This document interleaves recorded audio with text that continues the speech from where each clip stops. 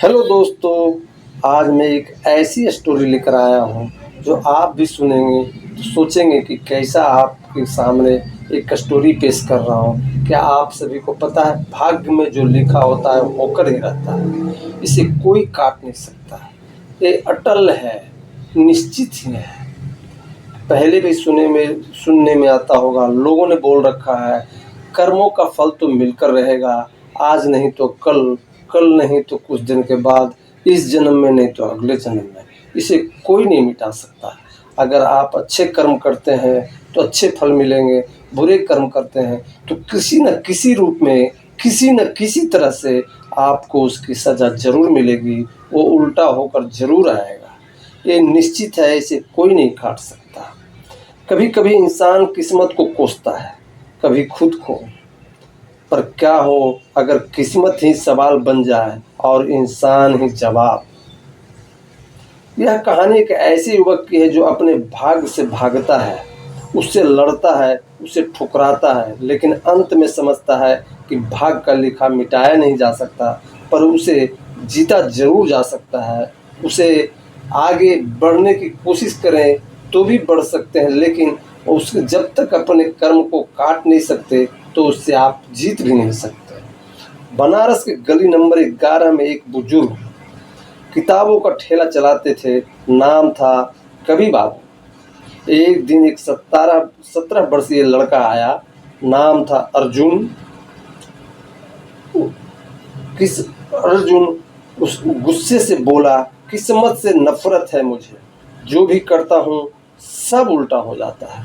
कवि बाबू मुस्कुराए, एक किताब देते हुए बोले, भाग का लिखा कभी नहीं मिटाता, लेकिन जो खुद को कभी समझे वही अपनी तकदीर खुद लिखता है। अर्जुन का जन्म एक मध्यम वर्गीय परिवार में हुआ। पिता सरकारी बाबू थे, माँ गृहिणी। हर परीक्षा में असफलता, हर प्रयास में अपमान, इंजीनियरिंग में 2 बार फेल, प्यार में धोखा, दोस्तों से गद्दारी, जिधर भी जाए उधर ही ठोकर, हर बार ठोकर। उसने कहा शायद मेरे भाग्य में हार ही लिखा है। एक दिन रेलवे ट्रैक पर खड़ा था, लेकिन तभी कवि बाबू की वो भी बातें याद आ गई। भाग्य का लिखा मिटाया नहीं जा सकता, पर उससे ऊपर जिया जा सकता है। अर्जुन ने खुद से वादा किया, अब जो होगा खुद करूँगा। अगर हारूंगा तो खुद ही की कोशिश से, ना कि भाग्य की मार से, भाग्य के भरोसे कभी नहीं बैठूंगा। वो सुबह 4 बजे उठता, किताबें से चिपकता, अंग्रेजी सीखने लगता। सब कहते छोड़ दे सब, तो किस्मत से लड़ रहा है, हार जाएगा। पर वो कहता जिस दिन इंसान अपनी हार स्वीकार कर ले उस दिन उसकी किस्मत जीत जाती है। मैं ऐसा नहीं हूँ। 3 साल की तपस्या के बाद उसने एसएससी का पेपर क्लियर किया। छोटा पद मिला, रेलवे क्लर्क का।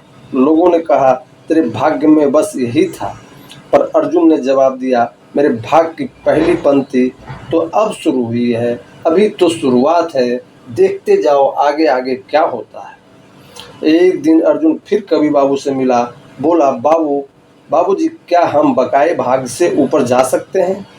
कवि बाबू बोले, बेटा भाग्य एक कहानी है, अधूरी है, स्पष्ट है, लेकिन जो उसे जिए वो उसे पूर्ण कर सकता है। और उन्होंने अर्जुन को एक खाली डायरी दी, अब तू अपना भाग्य लिख। अर्जुन ने एमबीए की तैयारी शुरू की। उम्र हो चुकी थी 25 साल।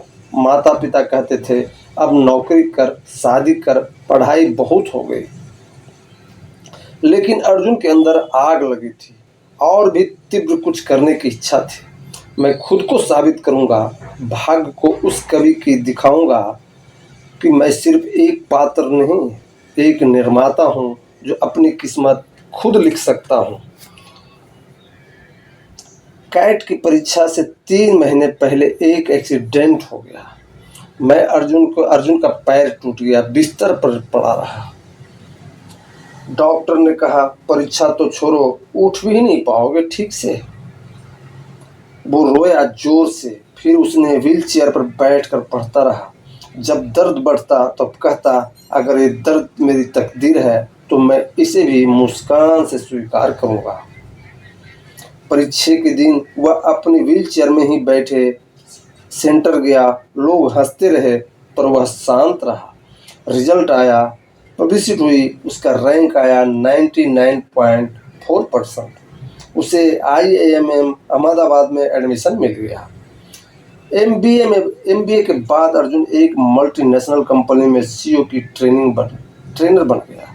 एक दिन दिल्ली में एक कॉन्फ्रेंस में भाषण देते हुए उसने कहा, मैं कवि नहीं हूँ, पर मैंने अपनी तकदीर को कविता बना दिया है। कवि बाबू अब बहुत बूढ़े हो चुके थे। उसने उनके पास जाकर कहा, बाबूजी, अब मैं समझ गया हूँ, भाग्य बकाए कोई मिटा नहीं सकता, पर उसकी व्याख्या में हम जरूर बदल सकते हैं। कवि बाबू मुस्कुराए, बिल्कुल बेटा, यही वो असली कवि है जो जीवन की सबसे कठिन पंक्तियों में कविता ढूंढ लेता है। भाग्य का खेल तब तक मजबूत है जब तक हम खुद को कमजोर मानते हैं, लेकिन जिस दिन हम खुद को भाग्य का लेखक मान लें, उस दिन उसकी हर सजा एक वरदान बन जाती है। यही एक छोटी सी और है कहानी जो आप सुनेंगे तो दंग रह जाएंगे। वो कहानी है, एक जज अपने सफ़र में कहीं जा रहा था। वो दूर से एक देखता है लड़के को, एक लड़का उससे छीन रहा है, जो कहीं जा रहा था एक लड़का से, और उसे छीनते छीनते वो जज जो है उसके धीरे धीरे नज़दीक पहुंच रहा था। इतने में एक लड़के ने उस लड़के को चाकू मार दिया। जज ने गाड़ी से उतरकर उसे पकड़ना चाहा, लेकिन वो पकड़ता क्या, वो लड़का पकड़ता तो जिसे चोट लगी थी उसे बहुत ब्लड आ रहा था, उसे बहुत जख्मी था। उसको छोड़कर इसको संभाला जिसे चोट लगी थी, उसे हॉस्पिटल ले गया और डॉक्टरों से दिखाया। पूछा, ये लड़का कौन था जो तुझे मार रहा था? उसने बोला, मुझे पता नहीं ये कौन है, ये लगता है लूटने के अंदाजे से या मुझे मारने के अंदाजे से आया था, मैं समझ नहीं रहा था, लेकिन मैं तो उसे बचने की बहुत कोशिश कर रहा था। जज को रात में नींद नहीं आ रही थी, आखिर वो करे तो क्या करे। उसके सामने ऐसा दृश्य जो दिखा, कुछ दिनों बीत गई, ये समझ में नहीं आया। एक चोरी की लोग जो है केस हुआ, केस में ये हाल आता हुई कि उल्टा केस उसी पे पड़ गया जिसने चाकू मारा, जिसने चाकू खाया था। चाकू मारने वाला बच गया और चाकू खाने वाले पे ही पूरी इल्ज़ाम लग गई कि इसी ने सब चीज़ किया हुआ है। और जज भी कौन था, वही जिसके सामने समक्ष पेश हुआ था। जज देखकर मुस्कुराया और लड़के से बोला, पहचानते हो तुम? वो लड़का बोला, जरूर पहचानता हूँ सर, वही आप हैं जिसने मुझे बचाया, लेकिन मैंने तो वो खुद मार रहा था, मैं तो बच रहा था, लेकिन यहाँ पे उल्टा हो गया, लोग बोल रहे हैं मैं मार रहा था। वो पुलिस वालों से पूछा, क्या है मांजरा? पुलिस बोला, सर इसके पूरे विपरीत गवाही है, जितने भी गवाह हैं सब यही बोल रहे हैं कि यही चाकू मार रहा था, मारने में इसको खुद को लग गया। अब जज को बहुत आश्चर्य हो रहा था, क्योंकि वो अपनी आंखों से दृश्य देख रहा था। अब वो कैसे बोले, किससे बोले, क्योंकि वो जान रहा था, वो लड़का जान रहा था, और तीसरा ऊपर वाला जान रहा था कि दृश्य में क्या थी। उसे समझ में नहीं आ रहा था क्या करे। कुछ देर के बाद, कुछ बहस होने के बाद लड़के से बोला, तुम मुझे एकांत में मिलो, चलो केबिन में। लड़का केबिन में गया। बोला, ये क्या मान रहा है? बोला, सर मुझे समझ में नहीं आ रहा है, सभी जो है पूरे विपरीत है, जितने भी गवाह हैं सब मुझे उल्टा फंसाने की कोशिश कर रहे हैं। जज बोला, तूने जिंदगी में कुछ ऐसी गलतियां जरूर किया होगा जिससे तुझे फल मिल रहा है, सच सच बता, ये क्या मान रहा है? तो अंत में उस लड़के ने बोला, सर मैं सच बोलता हूँ, मैं भी अपनी आंटी को चुपके से मारा था और इल्ज़ाम में उन्हीं को फंसाया था जिनको मैंने मारा था।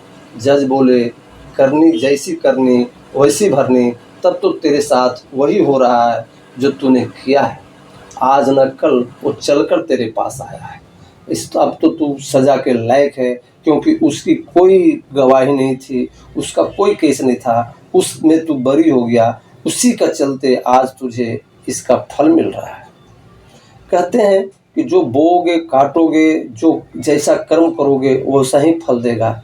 ये अपने किताब में बुद्ध भगवान ने लिखा है कि जब वो पूरे अध्यात्म की ओर चल बसे थे, अपने शरीर त्याग करना चाहते थे कि अब मैं इस शरीर को छोड़कर अब परम धाम की ओर चलूँ, तो उनसे शरीर छोड़ने की कोशिश कर रहे थे, तो उनसे शरीर नहीं छूट रहा था। तो जब ध्यान में मगन हुए तो देखते हैं कि 700 साल पहले बचपन में एक जो तितली होती है ना, तितली को पीछे से पंख तोड़कर उसमें वो कांटे चुभाते थे, वही कर्म उनका पीछा कर रहा था। अब उन्होंने सोचा कि जब तक ये कटेगा नहीं ये कर्म, तब तक हमें मोक्ष नहीं मिलेगा, इसे तो काटना ही काटना है। वो अपने तपोबल से, अपने शक्तियाँ से उस समय फिर लेकर आ गए जो उस तितलियाँ कहाँ थी। पहले तो उन्होंने ध्यान किया कि तितली किधर है, पता चला तितली जो है आजकल भेड़ चढ़ा रहा है, भेड़िए को मालिक बना बैठा है। बोला अब भी अच्छा मौका है इसका कर्ज उतारने का, इसका जो कर्म है काटने का। और उन्होंने अपने तपोबल से उसका एक भेड़ गायब कर दिया। बहुत कस के आंधी तूफान आई और कुछ देर के बाद थम सा गया। फिर देखते हैं वो जो भेड़िया है, जो भेड़ चढ़ाने वाला लड़का है, वो खोजते हुए आता है और ये शांत चुपचाप बैठे रहते हैं और गुस्से में वो बोलता है कि तुम शांति से बैठे हो, मेरे एक भेड़िए चुरा कर मेरा आपने गायब कर दिया, मेरा किधर है। वो मंद मुस्कुराते हैं और कुछ नहीं बोलते। फिर गुस्से में बोलता है आप बताओ मेरा एक भेड़ किधर है, एक गायब हो गया है, मैं किधर जाऊंगा, किधर ढूंढूंगा। और फिर भी शांति से बैठे रहते हैं, कुछ नहीं बोलते। अंत में वो गुस्से से एक लकड़ा लेता है और इधर कान में डालता है और इधर से निकाल देता है।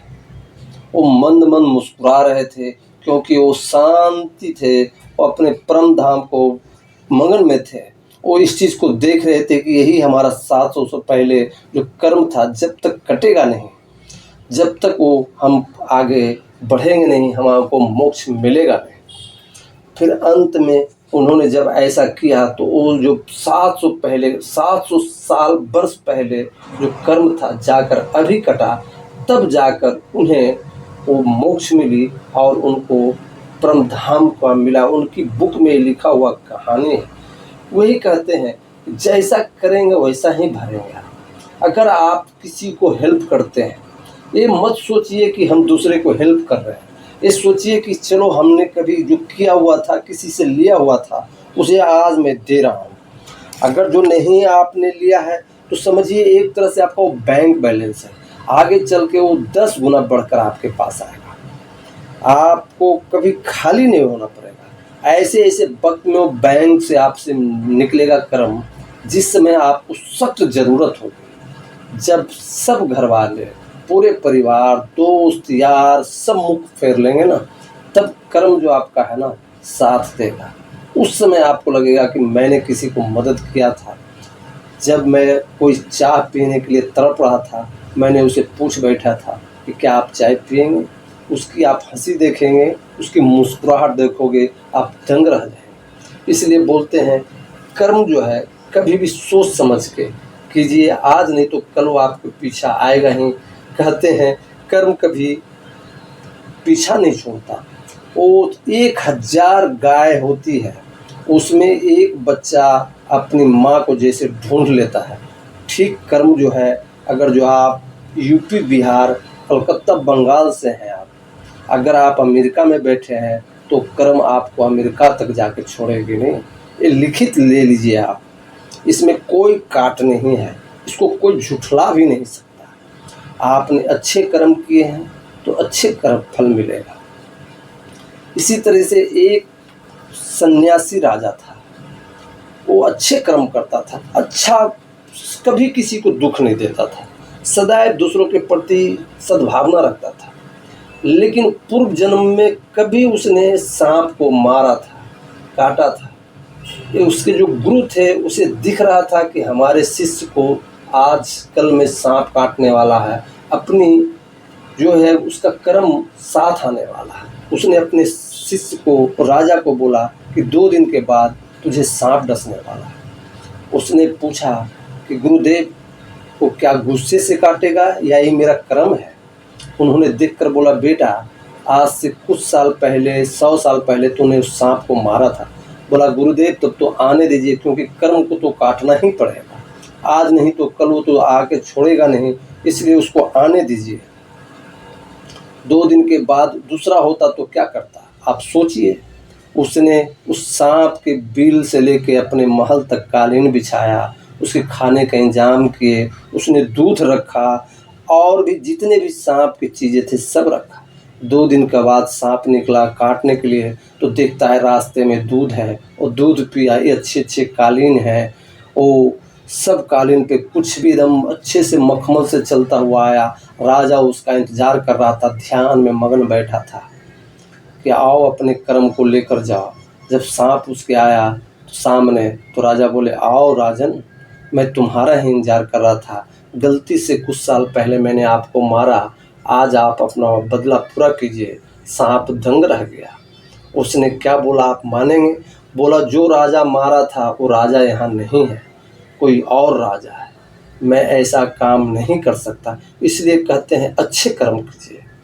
कभी भी आप अच्छे कर्म करेंगे तो सदैव आपके साथ अच्छा ही होगा।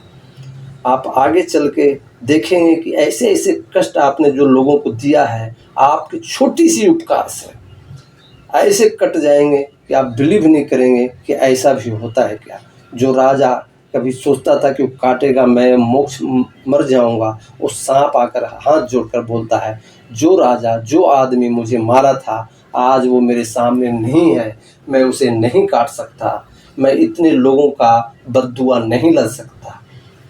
ये कहानी आपको कैसी लगी आप हमें ज़रूर कमेंट में बताएं, और इस चैनल को सब्सक्राइब करें, लाइक भी करें और लोगों को भी बताएं कैसी कैसी इतनी अच्छी अच्छी ढूंढ कर लाता हूँ, आपके सामने पेश करता हूँ। जय हिंद, जय भारत, जय महाराष्ट्र।